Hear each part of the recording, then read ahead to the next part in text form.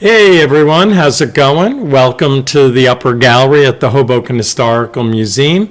It's Friday night, November 1, 7 p.m., and we're here once again introducing a new artist with the Upper Gallery.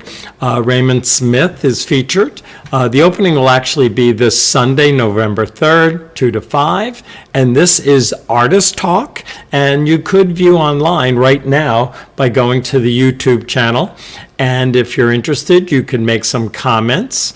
And this will be the last exhibit of the Upper Gallery series for 2024. Hard to believe where this year went by.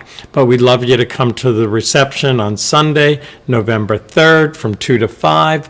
We'll have beverages and snacks, and you can meet Raymond, and you can support him, and you could actually purchase something if you want. Purchase all of it. Purchase all of it. So, yeah, one group offer could do it. So, welcome Raymond Smith. Let's shake hands. Cool.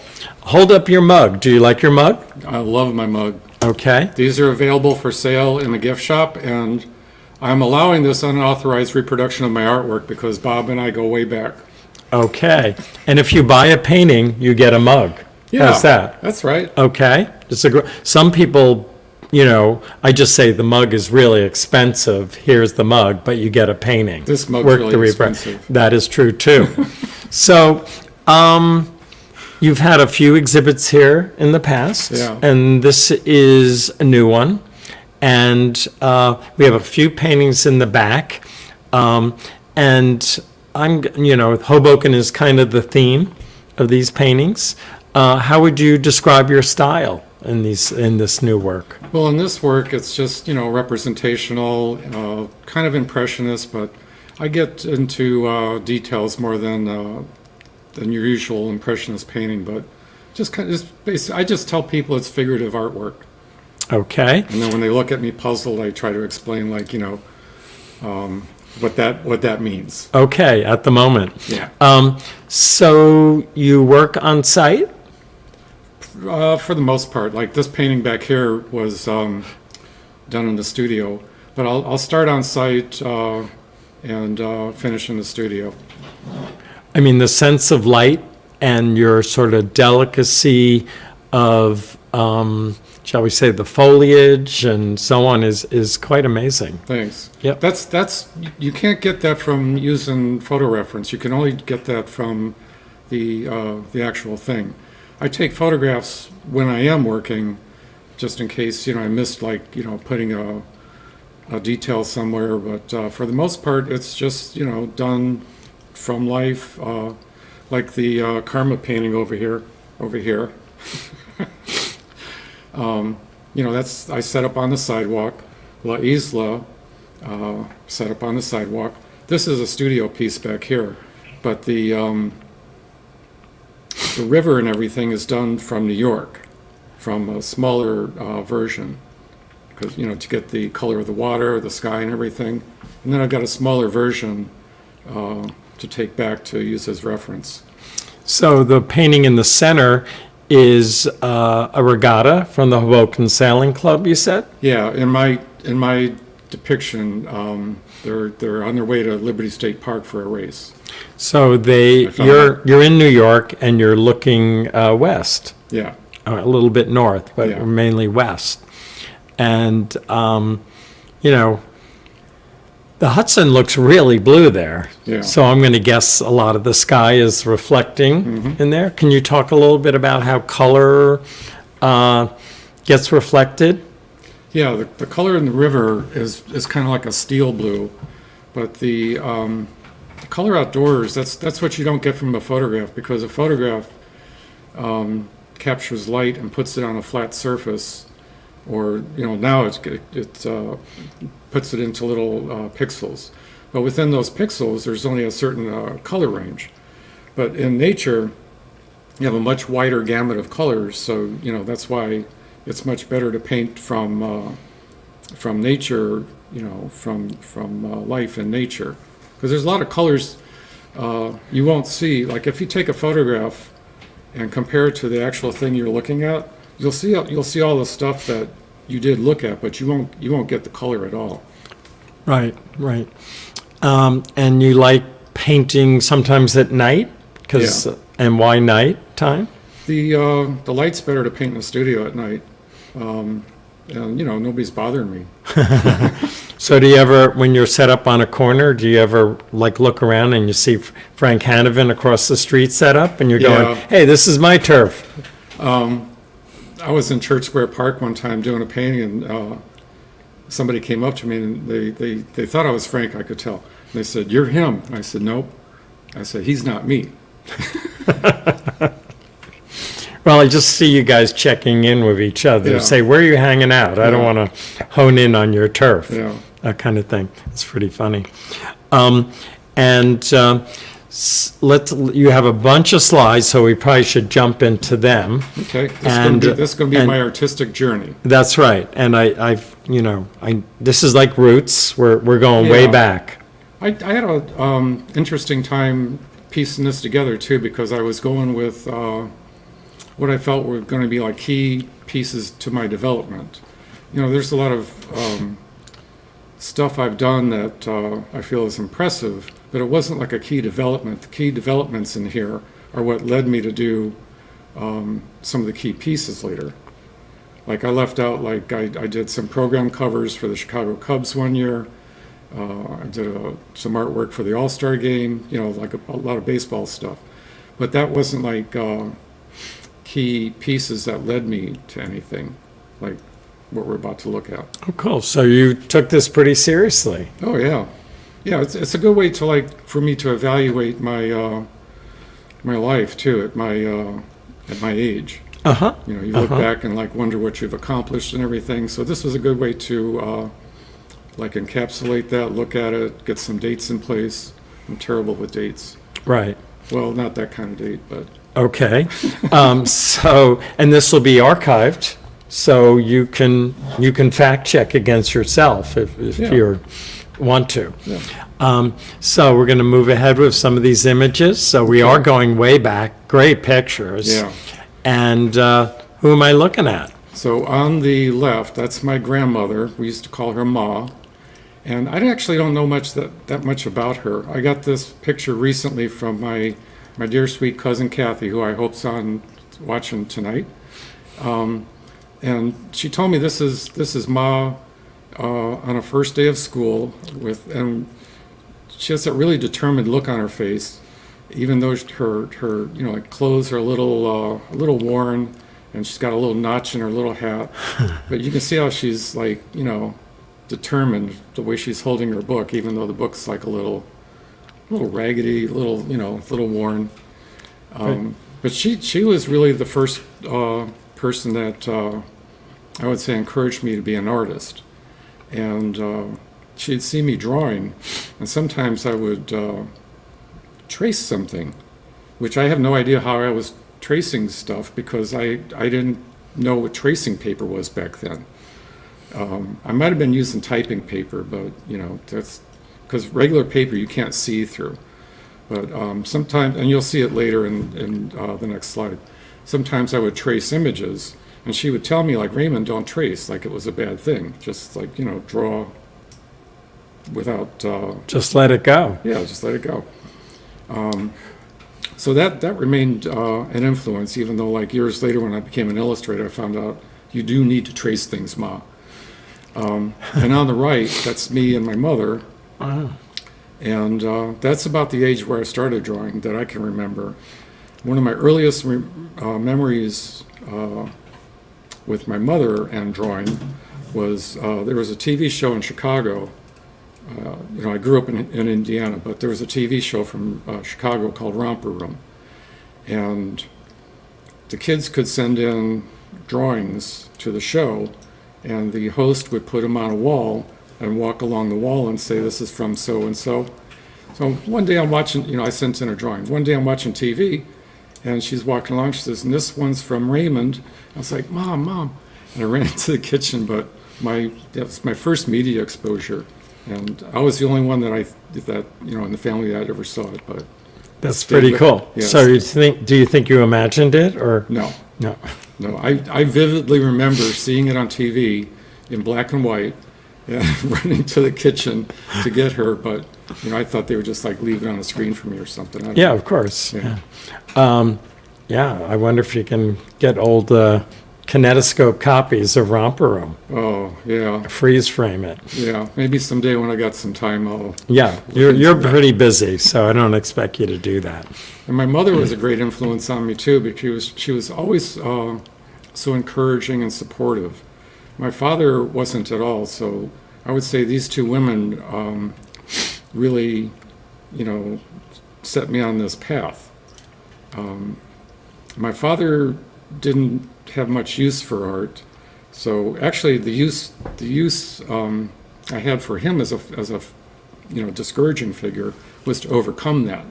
Sure. So I had encouragement and discouragement, and I had to find my way, Navigate it. navigate it. Yeah, Sure. thanks. I think that's what a lot of kids do. Yeah, And eventually, Yeah. you get the courage. yeah. Cool. And So these are the drawings I was doing. This is age 7, and there's no tracings on this one. I was just going to ask that. But in the same, this was like a pretty big sketchbook too. This was like this big.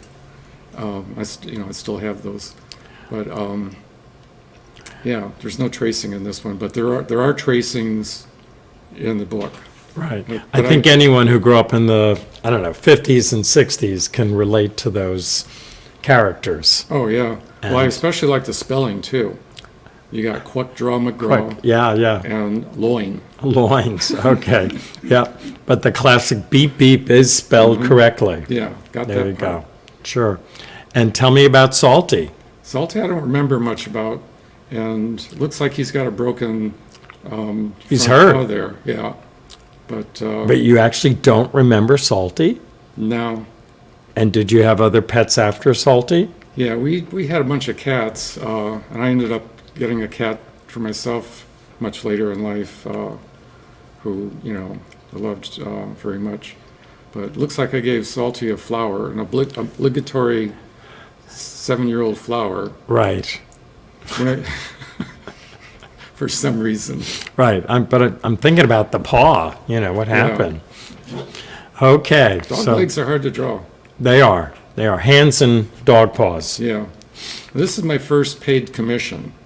And I got actually this is there was a set of 2. And that's my Aunt Margaret, who was another key figure in my life because she taught me the value of doing artwork for money. Uh-huh. And I'm pretty sure I got like $25 for this, which is like a huge amount. Sure, as a kid? Yeah. Man. And I would have been 10 years old when I did that. So she commissioned you? Is that Yeah. the connection? Yeah? Yeah, she was into early Americana decor. Right. Do you remember that style? Well, kind of the Grandma Moses and kind of a little folksy. Yeah, not Grandma Nostalgic. Moses. It was more like colonial, like fall colonial era Okay. decor. Sure. Lots of eagles and Right. Weather vanes. yeah, stuff like Right. that. Right. And she had this mail order catalog, and in the catalog there was these 2 tiny Currier and Ives prints. So that's what I copied that from. Got it. They were about 1 by 2 inches, black Sure. and white. Sure. And she bought me my first set of oil paints too. Okay. So And the trees are pretty cool. I mean, they seem like, they're going a different direction. yeah, pretty scary. They are. They're very chill or, like a little, There's some footprints going into the barn, but I don't see them coming out. yeah, that's a little scary. I just heard a shotgun. No, just kidding. Anyway. But Margaret was a huge influence for me too. And she was your mother's sister, did you say? No, she was my mother's brother's wife. Mother's brother's wife. Got it. Cool.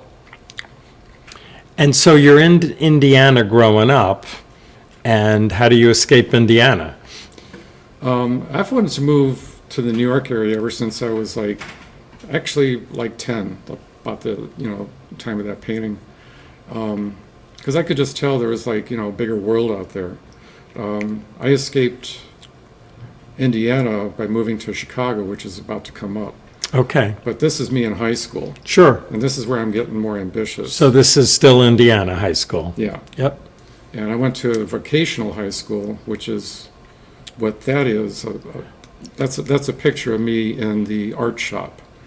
And the guy on the upper right is Mr. Jacobson, who was a fresh out of college art teacher, and he was actually another key figure in my development because this was my junior year.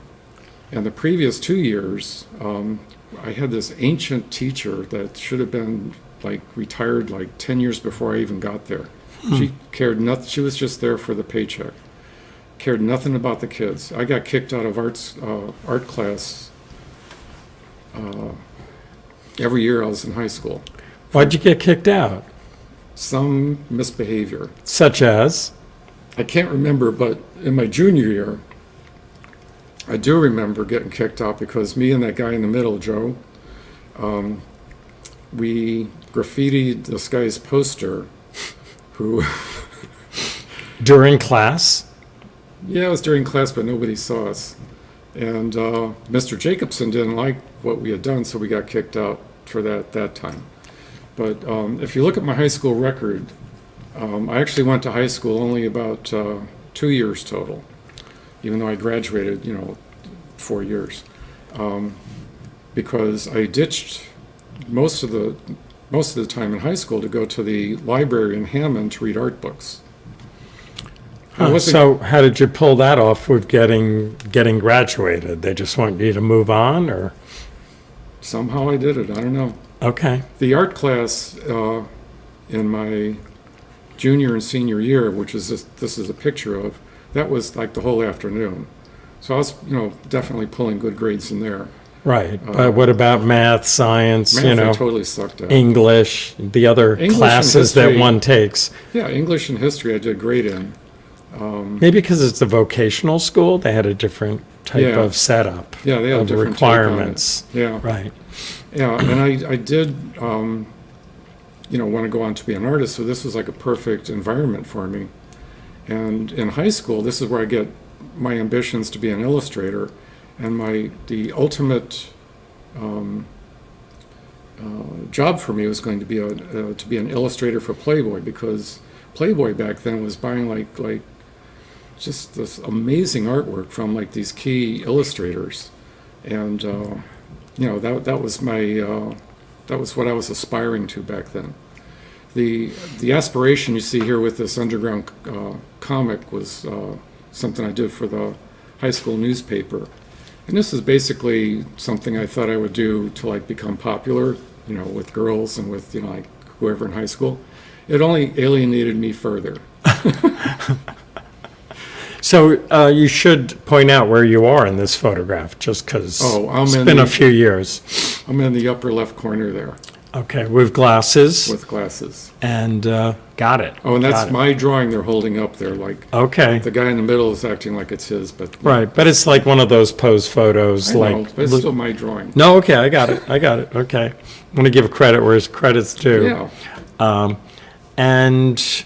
But some people must have admired your drawing skills. Oh, yeah. Okay, and you got a story, and you filled in all the bubbles. And, Yeah. But it's like they couldn't relate to it. It was just too different for them. Okay, It wasn't like playing a musical instrument or being on a sports team. gotcha. I can remember in high school, though, there'd always be one person who could draw really well. And you really admired him, I mean, I'm not sure how the girls felt, but, just go, wow, let's get so-and-so to do the drawing. Yeah. So was there a bit of that where people Oh, would- yeah. They'd always be hitting on me for, Right. doing this or doing that. And they didn't want to pay for it or No. anything, but, Yeah. you got talent. Yeah. Sure. Okay. And, That's the high school art room right. that I drew. You And really had a beautiful signature in high school. thanks. Did you practice that? It looks like Oh, you would. yeah. Yeah, that's not Got just No. right. And is it still the same signature, or have No. you developed it more? It's taken a few forms over the years, but I've come up with Raymond Smith. I came up with Raymond Smith much later because there's actually about 3 other Ray Smiths out there in the world that are fairly high-profile artists. Sure. One in particular. So, And they all go with Ray Smith. So I'm like, you guys can have that. I'm going with Raymond. and no middle initial, or? No, that's a little too pretentious. Okay. But the thing about this drawing is that I have no idea how I drew this, because I didn't know the kind of drawing tricks that I know now back then. So I just eyeballed all of that. Right. So, yeah, it's pretty good. I mean, you got the ductwork, you got, Yeah. the ventilation system, the whole bit. So a lot of details. Yeah. Looks pretty clean, but I even like this roll of paper on the far right. Yeah. The craft paper thing. Yeah. So, nice. I still have that. And if you look at the back of the drawing, I got an A+ from Mr. Jacobson. Oh, okay. I believe you. As you should. So these are the various styles I'm working in high school, which, served me later in life too. And that poster is my first, I could say my first graphic design poster. And it's all hand lettered. The Cubist Bob Dylan up there in the corner, I won, I think, 3rd place in the art contest in school. It's pretty, it's really well done. Thanks. I mean, I'm not trying to recognize it as Bob Dylan. I mean, Yeah. who cares? But That's what I had in mind. But just breaking it up, into design like that, Yeah. and it reads really well. Thanks. And the drawing on the upper right is drawn from a book. That's Michelangelo's Moses. Right. That's something I just did on my own. I was always conflicted between like a Picasso Cubist type style or a more traditional look, like you see in the Moses. And then I'm doing you can see that in the graphic design and the poster too. On the left you see like a more realistic rendering of the guitar player, and on the right you see more of a graphic interpretation, which is kind of influenced by probably like Peter Max. Uh-huh. And I see the different Raymond Smith signatures as it develops. Yeah, searching for success. That's right. That's right. Okay. Okay, so this is where I got my first job out of high school, and I was working in the window display department, Goldblatt's department store in Hammond, Indiana. And one thing that's notable about Goldblatt's is that in the movie A Christmas Story, with Ralphie and the BB gun, the location is actually Hammond, Indiana in the movie, but in the movie it's referred to as Homan, Indiana. This is Homan Avenue in Hammond, Indiana.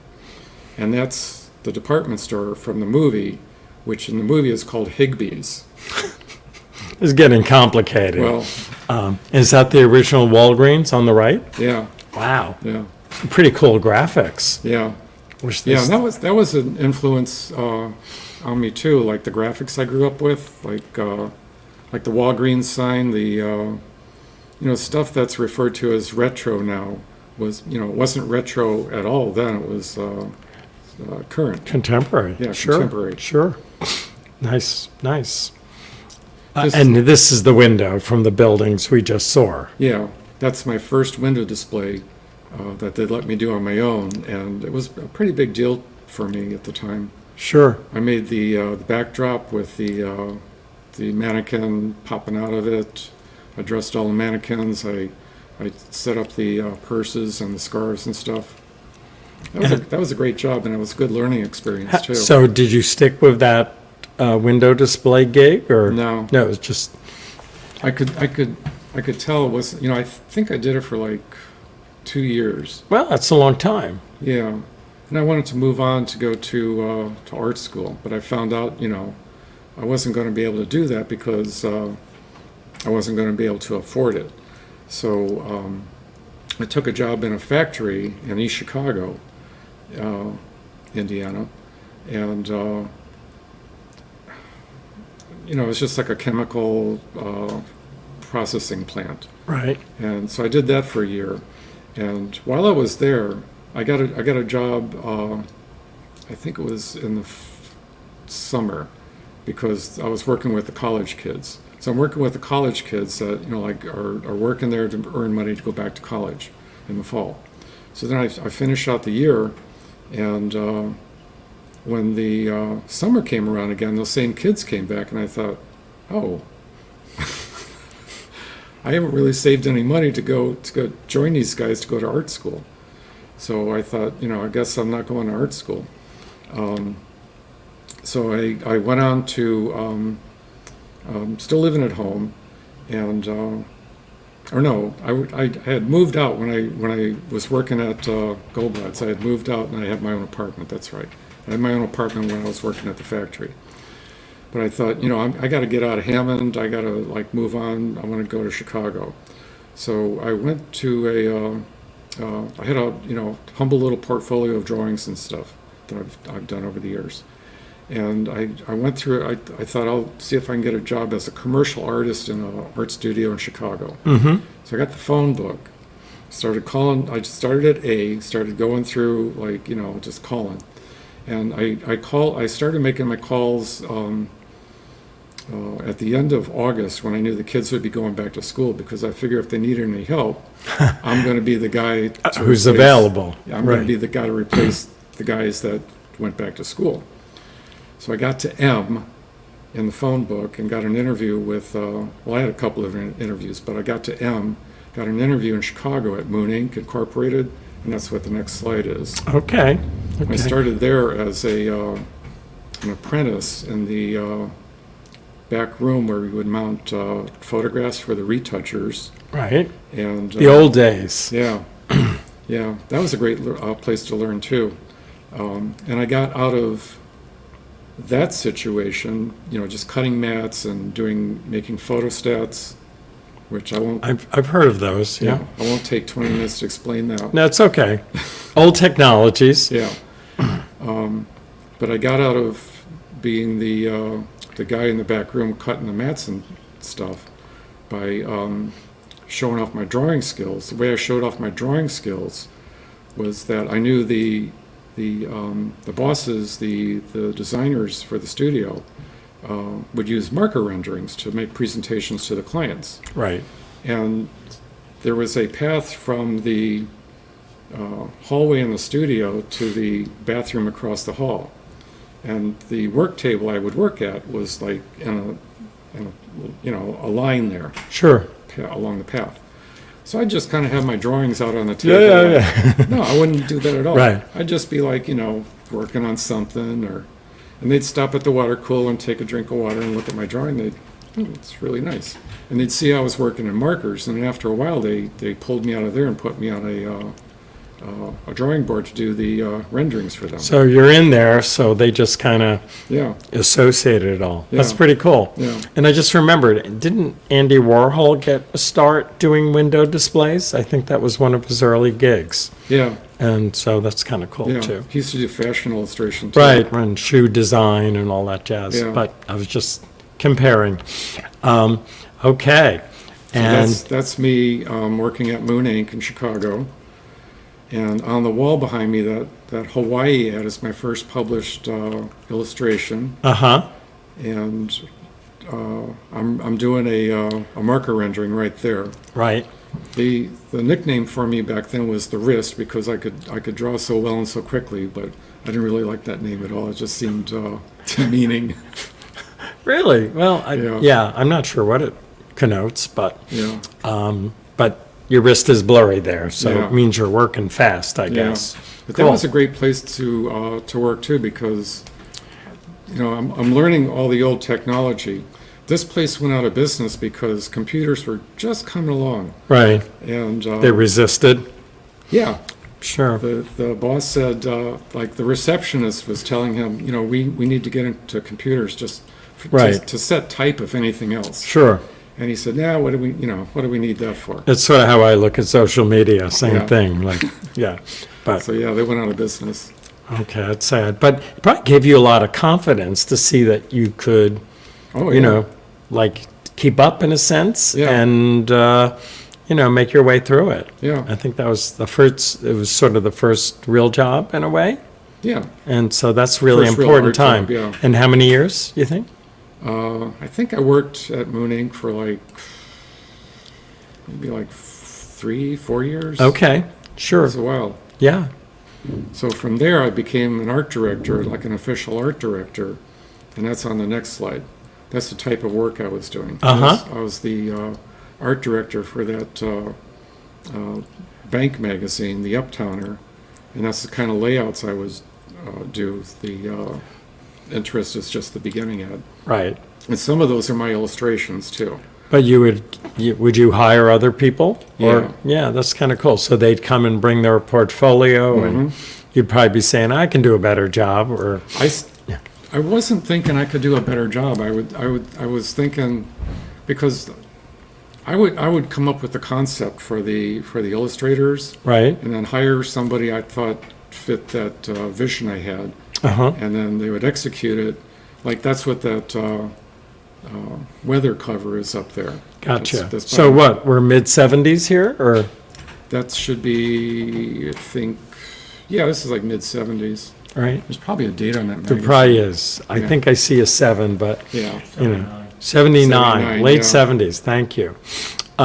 Okay. But from here, I get the idea that, I'd rather be the illustrator instead of hiring these guys because, like I said, I was coming up with the ideas, they were just like executing it. Right. Okay. And this is the type of artwork I was doing on my own away from the studio at the time.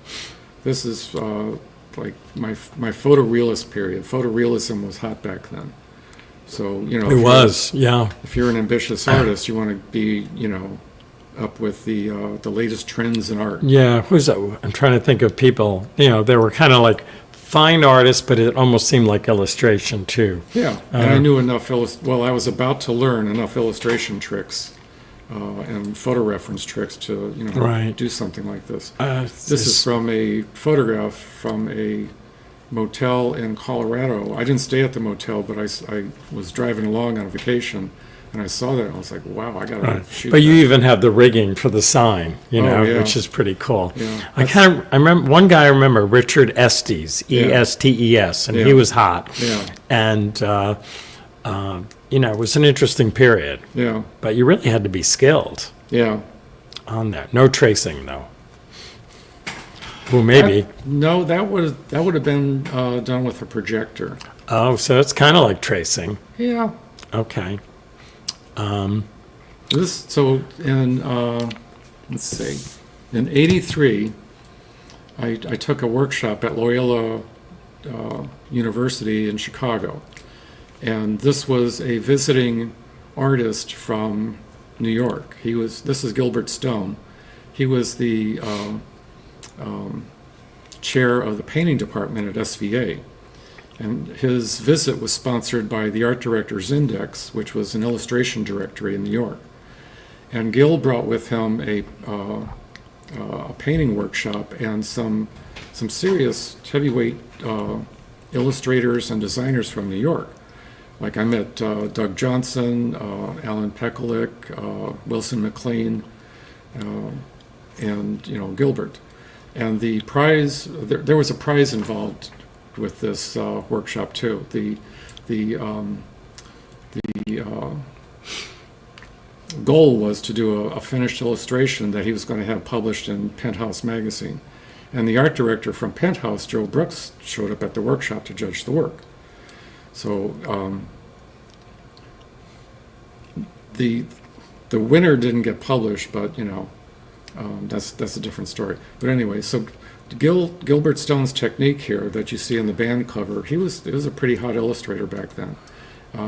He was using an old master technique where you start with a toned canvas and put in your darks and then lights on top of that and glaze the colors in. So from that basic technique, that led me into a different style in illustration. But he was like he was a really great guy and a good instructor. Well, yeah. I mean, cover art for albums was a big thing. They Yeah. would hire the best people, they Yeah. had a budget, and you had a nice size piece. Yeah. You know, now like a CD, Yeah. not that they're CDs, but Right. a thumbnail or Yeah. whatever, it's so reduced in size. Yeah. So, you know, That's the whole market that's gone now too. Yeah. Illustrating for, music. right. But I can remember people just cherishing those album covers. That was another goal of mine, to do, an album cover. Right. Like, to be a Playboy illustrator, do an album cover, to do a series of paperback covers. Right. Because the best people were working in those Yeah. in those mediums. Yeah. Cool. Okay. So this is an example of the style I started working in after Gill's workshop, which is the basic old master technique, but modified, Sure. where you're developing. So is drawing any of this basis. airbrush or is it? Yeah, there's some airbrush in there too. Right. Like there's some airbrush in there's some airbrush in all of them except for the. Because that was a whole big thing, right? Yeah. You know, just that I can hear the compressor going. Yeah. And the subtlety and the graduation of colors. Yeah. And the grading of colors. The Cubs illustration there was part of a series I did for the Cubs for their program covers in '83, Right. and I got that gig. I got that gig on my own because I bartered artwork for season tickets, Okay. which back then Wrigley Field only had day games, so that was before the lights. Right.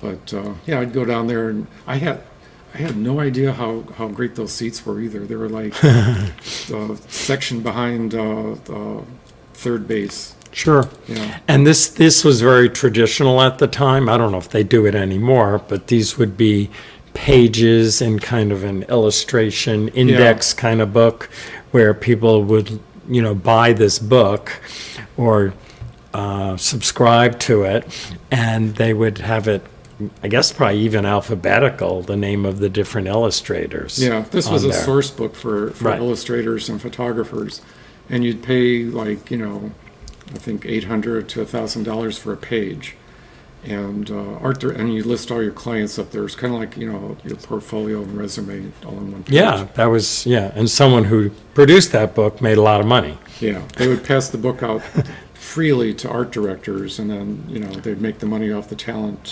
Right. buying the pages. Sure.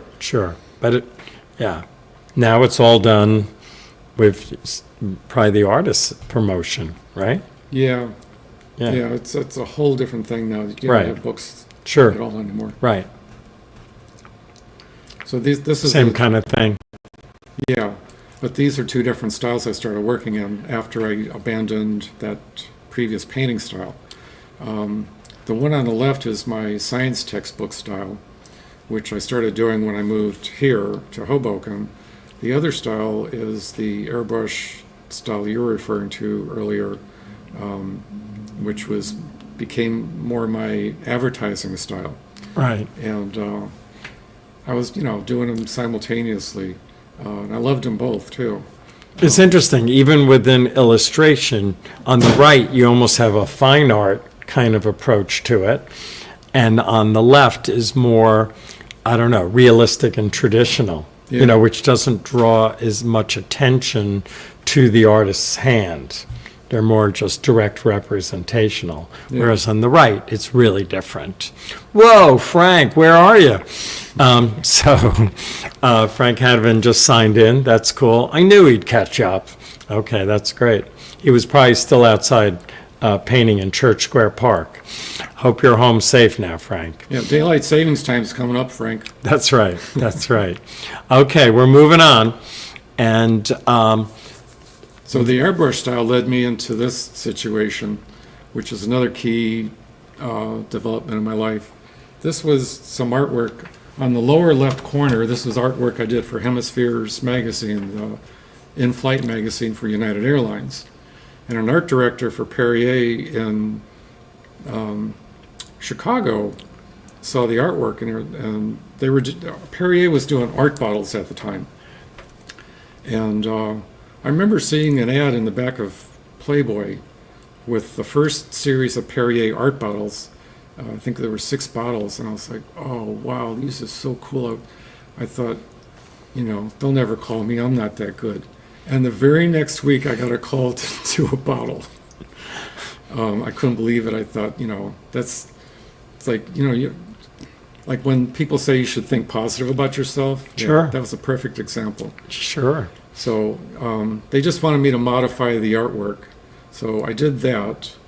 But what happened was they modified my artwork in a way that I didn't approve of, because this was like during that awkward transition from analog to digital. And I did the artwork traditionally with an airbrush and an overlay that I wanted the printer to use as a reference. Well, they didn't do that at all. They just like made up the woman's nose as they went along. And the example on the lower right was the print ad, and this was like highly visible stuff. The print ad was like the back of New York Magazine. It was an Esquire, the New Yorker, Vanity Fair. It was like, and my name's on it. And I remember going to Barnes and Noble on Washington Street because they said your ad's been printed. And I was like, oh, I can't wait to see it. And I go down to Barnes and Noble and open up the magazine. I was like, oh, what have they done to that woman's A sucker face? punch. Yeah. So I called the Graphic Artists Guild. They put me in touch with an awesome lawyer, Karen Leland. And, the rest is in this story that was printed in Print Magazine.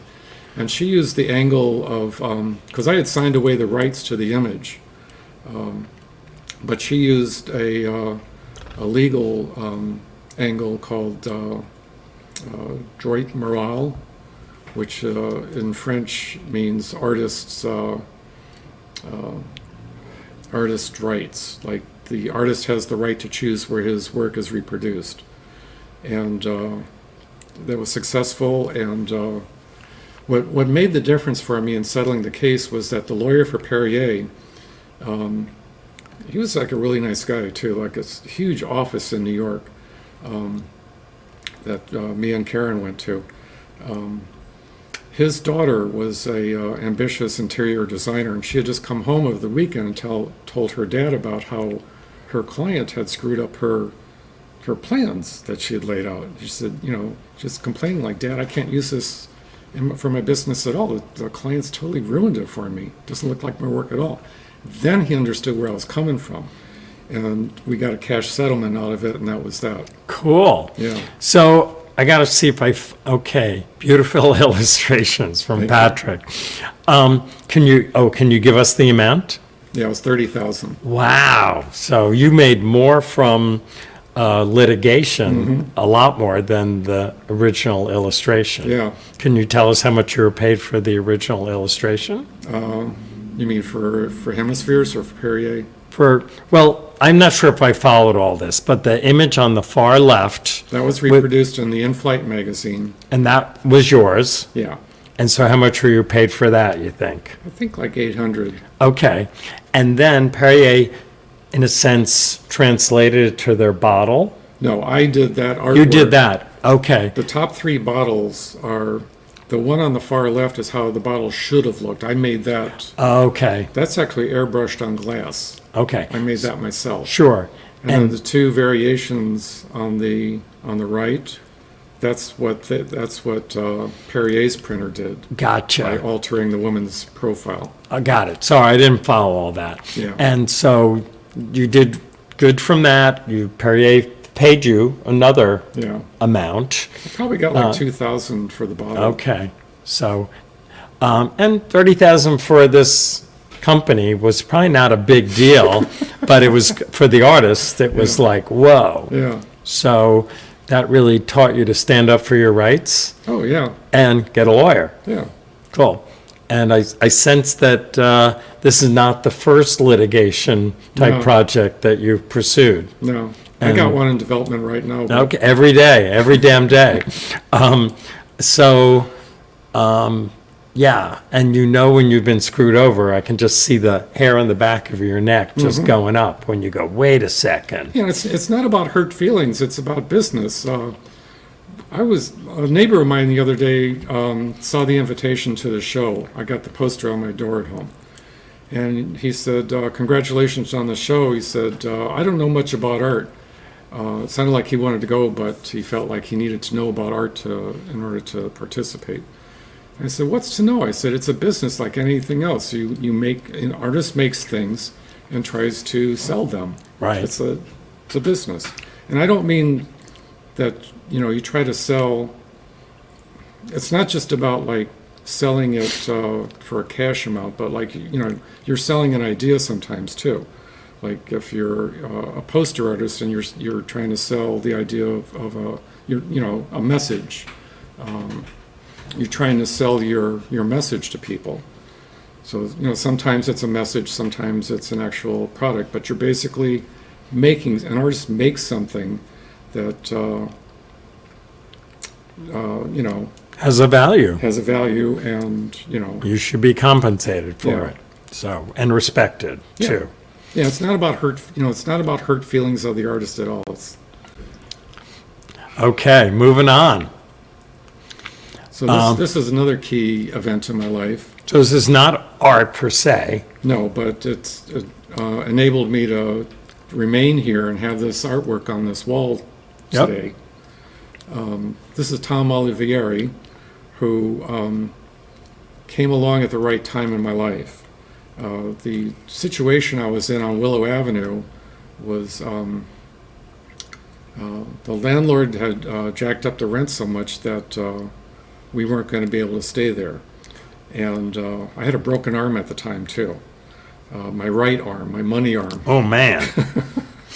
You're painting with your teeth. I could tell you a story about that, too. It's okay. I was still working. So anyway, I'm coming out of physical therapy one night with my arm in a sling, and I see Tom. And I had gotten to know Tom by going to the tenant advocate's office about my landlord issue. Which he was in charge of. Yeah.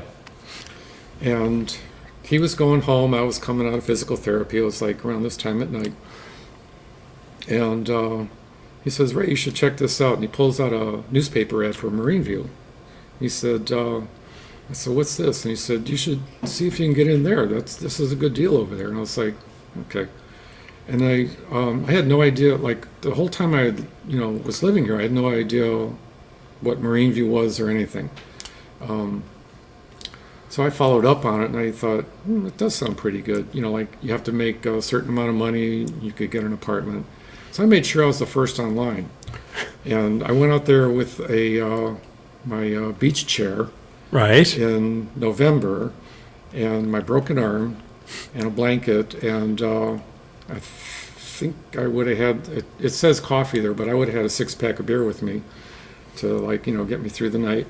And that was a bad idea too, because to sit on a cold pavement with a beach chair drinking beer. Yeah, yeah, we want him to be a tenant in the building. No, to find a bathroom. Oh, I didn't think of that. Yeah. You got the park. I had to go to the parking garage because the guard in the building wasn't letting me in to use the bathroom. Okay, but Yes. would you lose your place in line then, or? No, Yeah. Okay. that wasn't gonna happen. Okay. So, I took a break in the morning because they broke up the line in the morning and they said, don't worry, your place is going to be there. Did they give you numbers, or you just knew where you were? I knew where I was. Okay, But they knew sure. where I was. Yeah. So, I went back the next night and just stayed through the night and got the office opened at 8 o'clock and I got in 6 months later. That was in 2001. It was just after 9/11, actually. All right.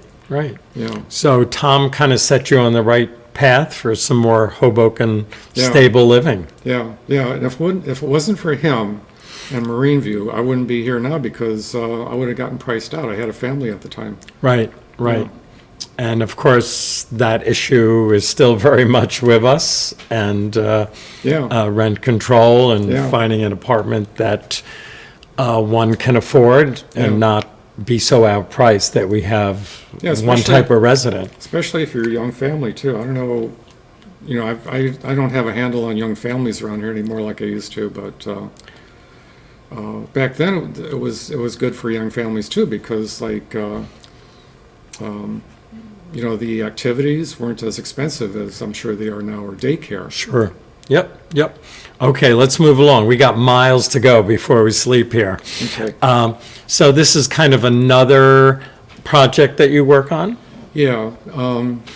This is my copying pursuit. I wanted to get more into fine art, but since I hadn't gone to art school, I wanted to develop as a fine artist. So a traditional way to do that back in the 1800s was to copy paintings in museums. That's how the Impressionists all pretty much met each other. They would go to the Louvre and sign up to be a copyist, and they either like do an interpretation of the work they admired, or they would copy it stroke for stroke, which is what I'm doing here.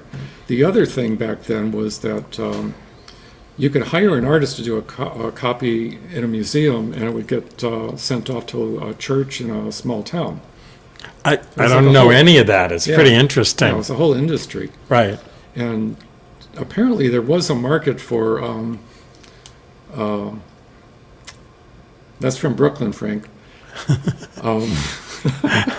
Frank is from Buffalo, so he's just trying to, Yeah. flaunt those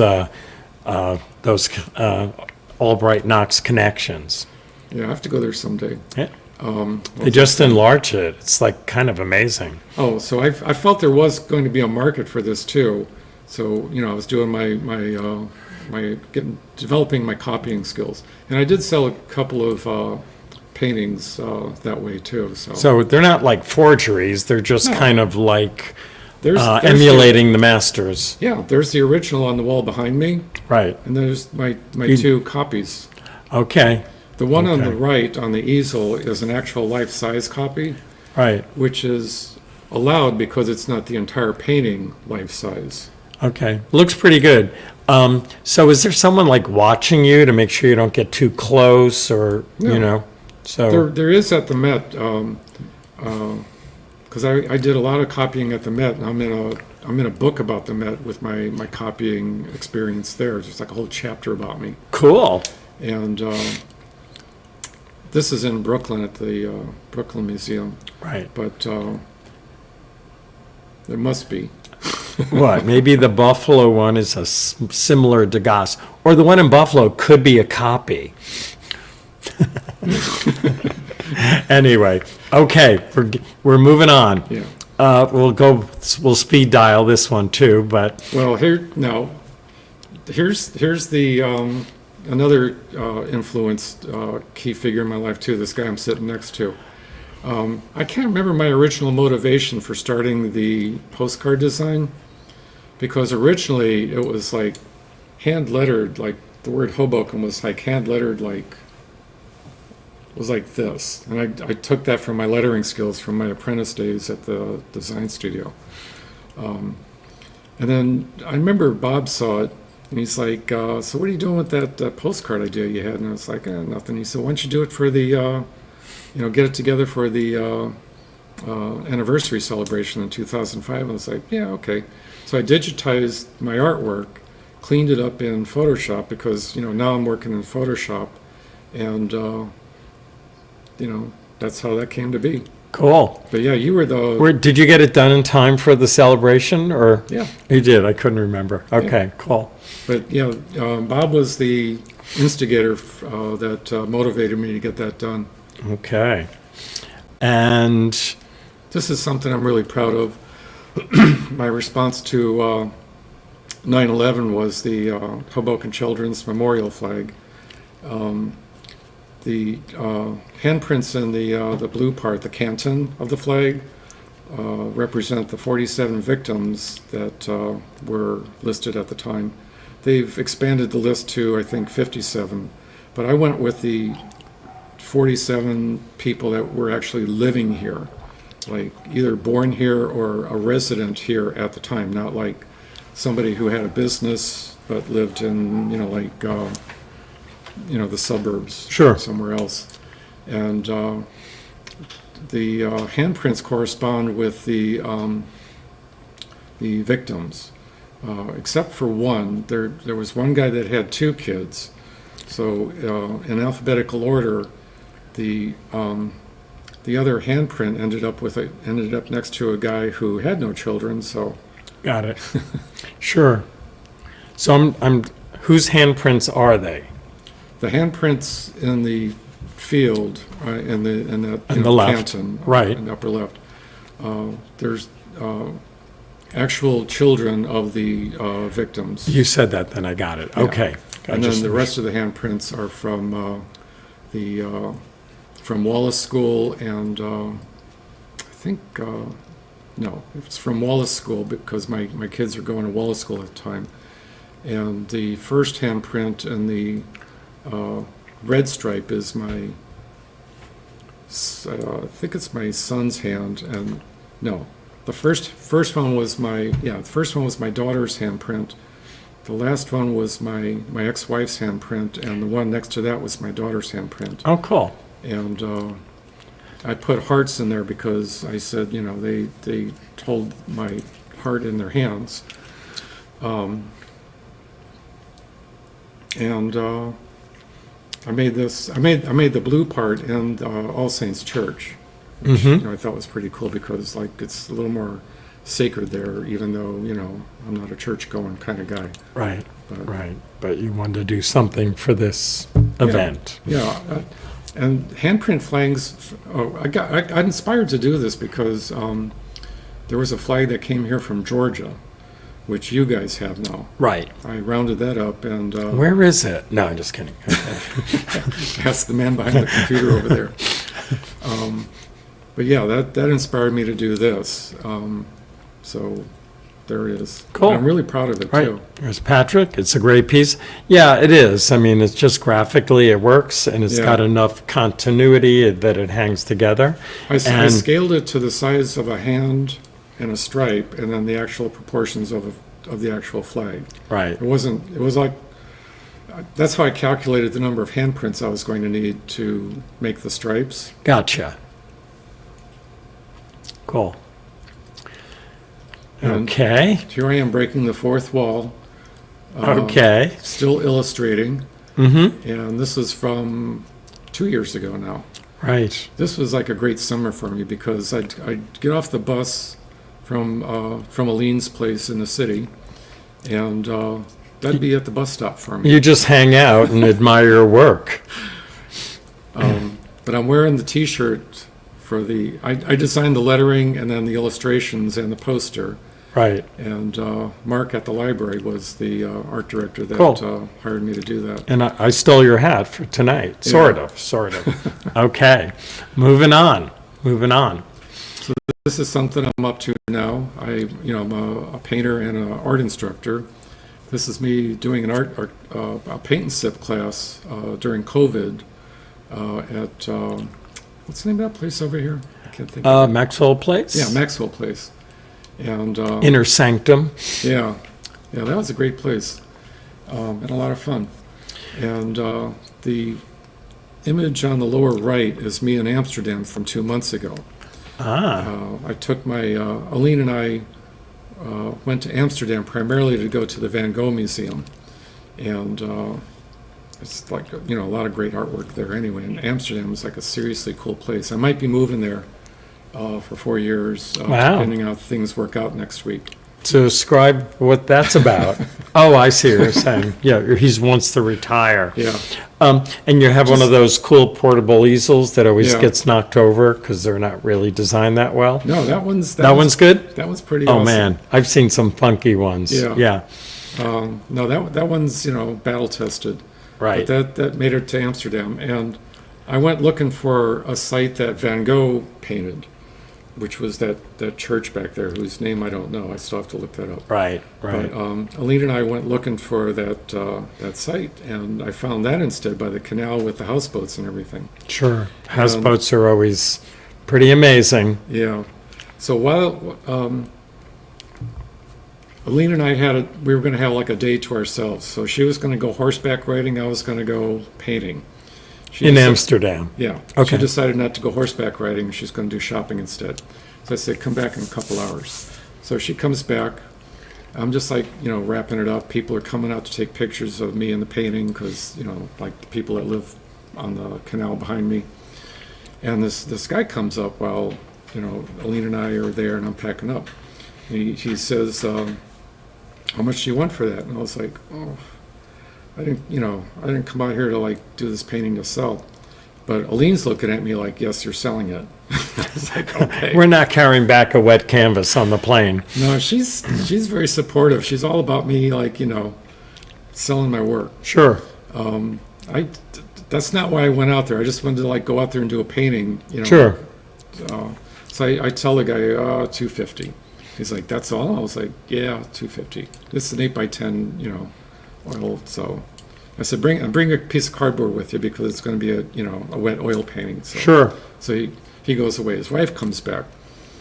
And she's got a lingerie shop down the street, and she wants to know if I'll do a piece for the window to promote her women's health issue cause. And I'm like, yeah, I guess we could talk about that. I'm just going to be here for a couple more days, but whatever. So then the guy comes back, and he's got something in his hand, and he's got some money in his hand. And Aline looks at him while I'm packing up. She says, "What's that?" He says, $250, and he's got like $2.50 in euros in his hand. Oh my God. And Aline looks at him. I thought you were going to say that, but it was just too bizarre. Aline looks at him and she's like really angry. She says, "Are you kidding? You should be embarrassed." Is that him like in the water in the canal? I'm surprised she didn't throw him in the canal. Unbelievable. Yeah. So he was really embarrassed. He's like, "Well, he said $250." Oh my God. She's like, he meant $250. So yeah. So then he went Okay. away. His wife went away, and I was like, And no relieved. lingerie gig either. No, I was relieved because I got my painting. Okay. So, amazing. So I think you're one of the few artists I know who can really make their living from their artwork. Yeah, I'm very proud And of that. you have, you just describe again your different gigs. Currently? Yeah. Oh, okay. Well, right now I'm an art instructor. I work at a paint and sip studio. I do paint and sip classes on my own. I'm an art instructor at Stevens Co-op, which I love. I love the kids. I do after school and summer camp at Stevens. And, do the postcard sales, merchandise, and I do paintings. Right. So it's like fine art, education, and commercial. Yeah, some of the art instruction too is more like art entertainment, like that's what the paint and sip Yeah, stuff is. sure, definitely. That's not really. Although It's almost like a new line. yeah, it's primarily entertainment for people, but I do try to An excuse to drink. for too. them. Yeah, Yeah, yeah. yeah. There's no drinking on duty for me or. Okay, I get it. So Frank is saying the crazy people you meet when you paint outside. That's true. Yeah, you and Frank when you get together. I hope Frank's is here on Sunday for the opening. He will be. Which is also the same day as the Hoboken Artists Studio Tour. So we should give a plug on that. There is a map you can get, probably online, but we do have physical copies of the map. And I think most of the studios are open like 12 to 5.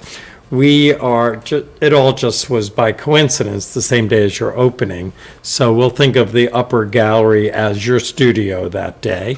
And hopefully Frank will visit. And I'd love to hear you guys talk about the craziest situations. Oh, yeah. Yeah, on there. But the guy offering $2.50 is right up there.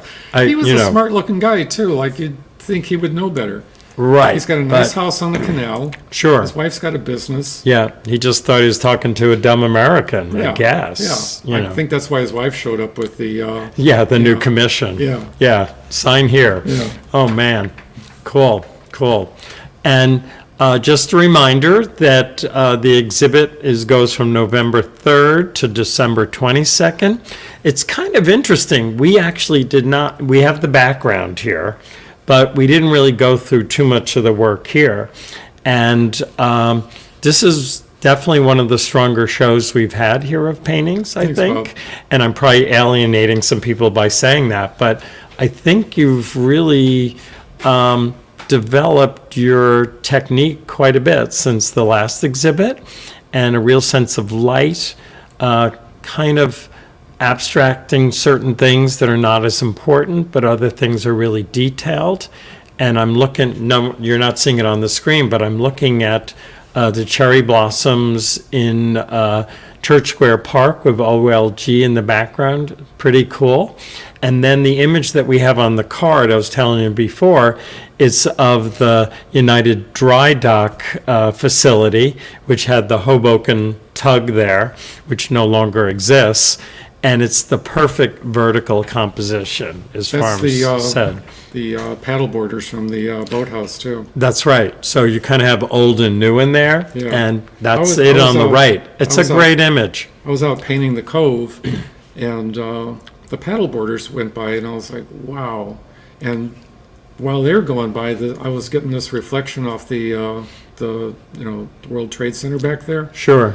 And it was just amazing, like that vertical shaft of light Yep. and the paddle boarders and it's like, Right. Which you get kind of later in the day. yeah, And the paddle boarders are kind of in shadow. yeah, And you have that great kind of duality thing going on. Yeah, So I think you with the did a old- great job. thanks. And the Yeah. old and the new and Yeah. Yeah. It's all there. And there's the image I was talking about with OLG in the Yeah. background. that So- was a study. I was going to do a larger piece of that. So the piece that's in the show is it was intended to be a larger piece, but that was painted on site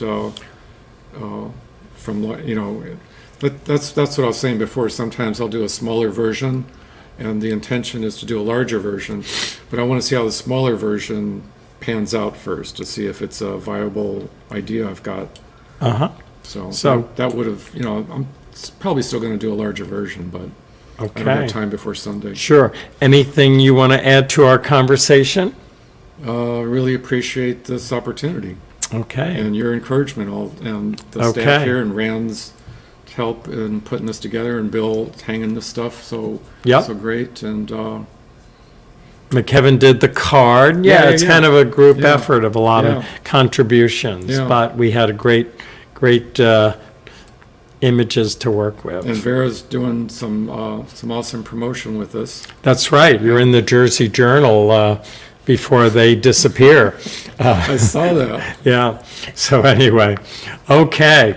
So thanks everyone for checking out. We do want to thank a few folks.